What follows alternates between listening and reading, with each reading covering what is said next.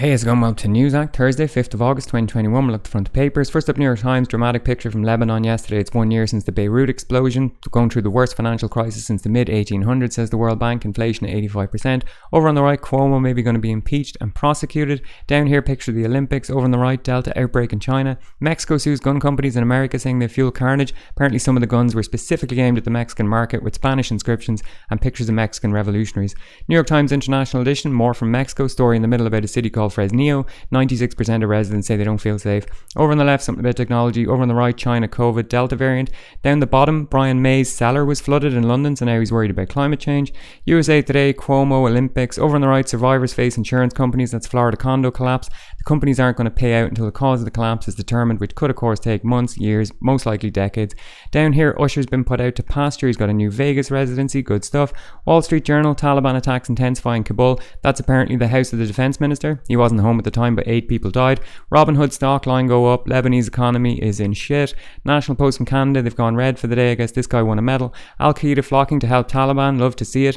Global cooperation on a great scale. Global Times, Wuhan outbreak. Suspicions hover over COVID-19 origin search in America. Yeah, they're still going on about this. The Star from South Africa, true crime. Bottom right, Zuma Foundation appeals for cool heads outside court. Jacob Zuma's up in court next week, so they're worried about clashes with the police. Australian jabs, Olympics. Stolen children to be given $378 million redress. That's Aboriginal children who were forcibly removed from their families. Tehran Times, false flag operation. This is talking about the recent alleged incidents in the Gulf of Oman. So Israel, America and Britain are all coming out and blaming Iran for these things, but Iran says this is just psyops and an effort to pave the way for new adventurism against Iran. They're probably not wrong. Jerusalem Post, rockets launch from Lebanon. IDF responds with artillery fire. Same old crap. Over on the right, Tehran is 10 weeks from breakout to a nuclear weapon. I highly doubt that. Special feature today from Lal Sass from France, made in Mulhouse. My French is not great, but what I gather from this here is this dog is better at detecting COVID than PCR tests. So great, love to see that. Dogs need jobs. Well done. Irish Examiner, true crime story on the left. Something about the government having a post-election party, which was, people are saying it wasn't written in the rules, government are saying yes. Reservoir of syphilis cases in Cork and Kerry, south of Ireland, of course, well known for STDs. Irish Times, true crime story in the middle about a baby who died, very sad, RIP. Contradictions in COVID rules, same story. Gender inequality story. Irish Independent, same true crime story. Same story about the cabinet. Irish Daily Mail, healing energy of crystals. All you need to know. God must pick that up.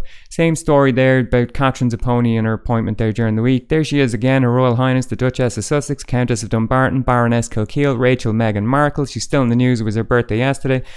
No word, presumably. She released some video. No word of Randy Andy, her uncle by marriage, still wanted for questioning regarding his relationship to the paedophile billionaire financier Jeffrey Epstein. Irish Sun, Olympics, true crime. Financial Times, story about Beirut, slightly different angle, saying that since the blast there's been no kind of investigation launched and absolutely no information from the government as to why it happened.